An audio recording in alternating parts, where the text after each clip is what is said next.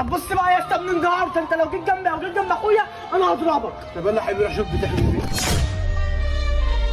ايه. ازيكم يا حبايب قلبي، وحشونا جدا.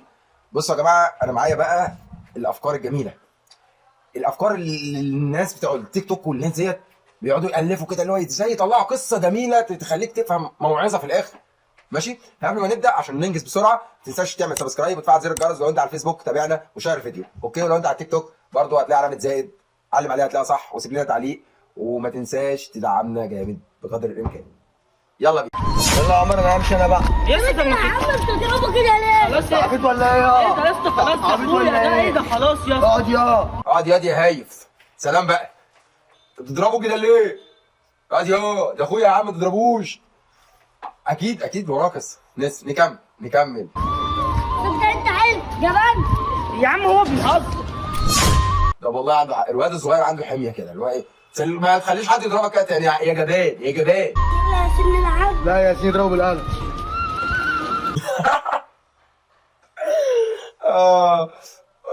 بصوا يعني الناس دي عندهم حاجات خارقه للطبيعه، يعني مفيش زيهم على الكوكب، اللي هو ايه، يلا يا ياسين نلعب، لا يا ياسين واضربه بالقلم.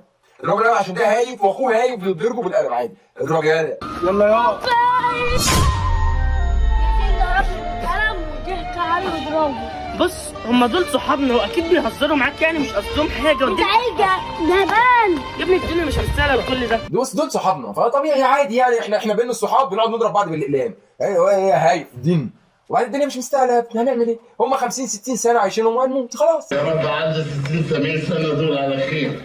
نعيشهم بقى حلوين، مش هنقعد نتخانق. هو في ايه يا اسطى؟ ما تقوليش عليها تقول لي تعالى نقعد ليه؟ ايه يا اسطى؟ رد عليا، انت عامل لي فيها زعلان اساسا وانت اللي ضربتني وضربت اخويا ما اتكلمتش معاك. انت جبان وإلا ومش عايز اتكلم معاك ومش عايز اشوفك، وانت طريقه الشله ومشيش مع حد جبان. انت جبان، يلا اتكل على الله. انت شايفني كده يا اسطى؟ يلا غور. انت جبان والا وما بمشيش مع حد جبان. يا جبان انت بتتكلم كده ليه؟ يالا مش عايزين نتنمر يا جماعه والنبي.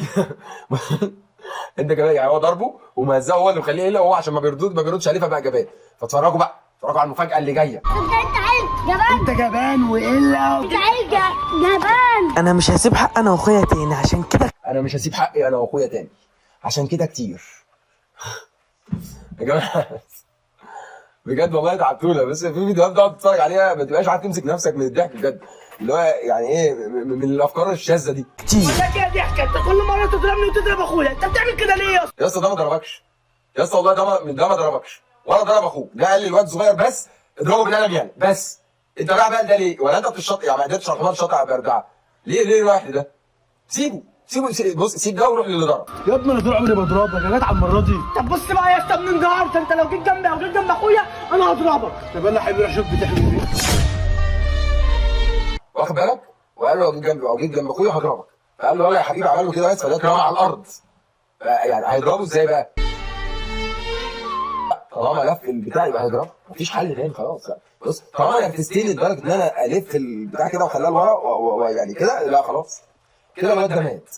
اقرا الفاتحه على اخوك يا عصام.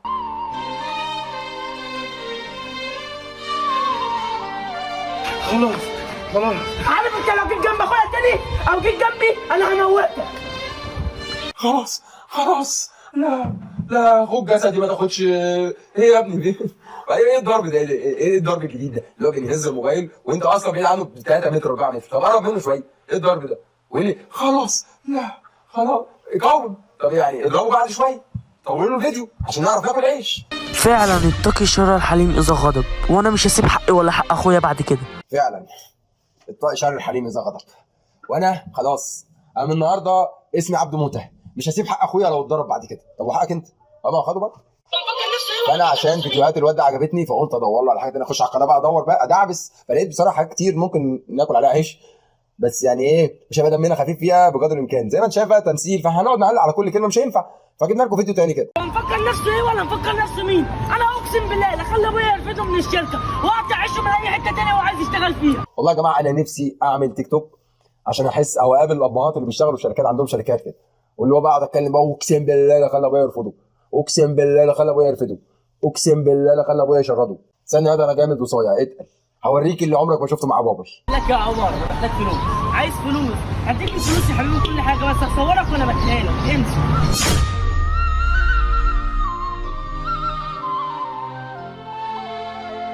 مين ده وبياخد منك الفلوس ليه؟ مش عارف.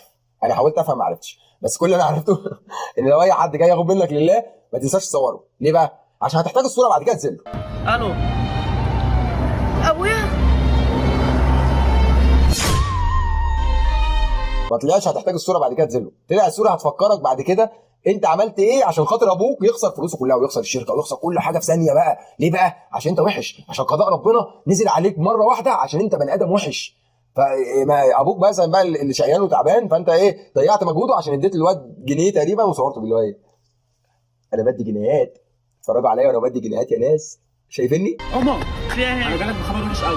اوحش من اللي انا فيه. قول يا هادي. يا هادي يا هادي يا هادي، يا ناقصاك يا هادي. خلاص بابي خسر الشركه، ناقصاك انت بقى يا هادي. قول يا هادي، قول يا حبيبي، قول يلا وزيد مني، زيد. هي كانت صوره زفت اصلا. كل الورث اللي ابوك سابه لك والممتلكات بتاعتك الحكومه حجزت عليها. ازاي ده؟ احنا كنا اغنى ناس في المنطقه، ازاي يحصل كده بعد كل ده؟ ده مش تمثيل يا حبيبي. اللي احنا كنا اغلى ناس في المنطقه، ازاي يحصل فينا كل ده؟ لا لا، ايه يا ابني انت طلعت بس غني في المنطقه بس، يعني ما كنتش ابوك رجل اعمال ولا حاجه وبتعمل كده؟ امال ده الحمد لله، ده لو ربنا اداك هتفتري يا ابني والله. الحمد لله ان انتوا اغنى ناس في المنطقه بس مش اغنى ناس في مصر. ده انت على كده لو ابن وزير كان زمانك ذبحتنا. كل ده بسبب الافتراء اللي انت افتريته على الناس. كل ده بسبب الافتراء اللي انت بتفتريه على الناس. لو ما كنتش بتصور الناس اللي بتديها الفلوس، امسح بقى الفيديوهات دلوقتي يمكن ربنا يسامحك بقى وممتلكاتك اللي ابوك سابها لك تفضل. هو انا فعلا وحش؟ ايوه انا وحش. هو انا فعلا وحش؟ ايوه انا وحش. ايوه انا جدع. ايه ده؟ ماشي جميل، يلا. عشان كده كل ده بيحصل لي. وهنا بقى شحات. انا اللي افتريت واذيت، وده عقاب ربنا ليا. انا خسرت كل حاجه ومستقبلي ضاع، بس انا راضي يا رب، الحمد لله على كل شيء. خد يلا، هتستهبل؟ هو انت يعني تصورنا وانت بتدينا الفلوس وتقعد تذل ميتين ابونا وتقعد تقول انا هخلي بابا يرفدك، هخلي بابا، وفي الاخر انا كل حاجه ضاعت وتقدم لنا الرساله بقى لايه؟ وانا راضي بقضاء الله. الحمد لله يا رب ان انا خسرت كل حاجه. الحمد لله يا رب ان انا بقيت فقير. ليه يا حبيبي؟ يعني ماشي. بصوا انا كنت هجيب لكم فيديو تاني بس لقيت الموضوع مش مستاهل، فما تنساش تعمل سبسكرايب وتفعل زر الجرس وتتابعني على الفيسبوك وتشير الفيديو. باي.